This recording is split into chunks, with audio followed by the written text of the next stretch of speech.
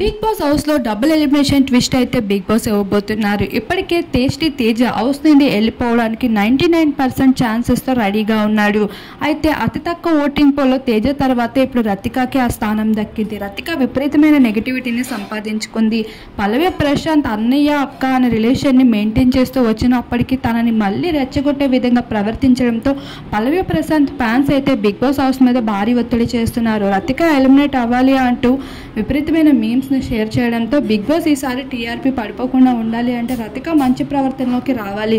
అదైతే తనలో ఏమాత్రం కనిపించకపోవడంతో డబుల్ ఎలిమినేషన్ ట్విస్ట్ పెట్టి ఇప్పుడు రతికాది అలానే తేజాని ఇద్దరిని కూడా ఎలిమినేట్ చేసే అవకాశాలు ఎక్కువగా కనిపిస్తున్నాయి. ఇదే జరిగినట్లయితే ప్రశాంత్ ఫ్యాన్స్ పండుగ చేసుకోవడంతో పాటు వైల్డ్ కార్డ్ ద్వారా ఎంటర్ అయిన వాళ్ళు పల్లవి ప్రశాంత్ మరింత మంచిగా మెరగడం మొదలు పెడతారు.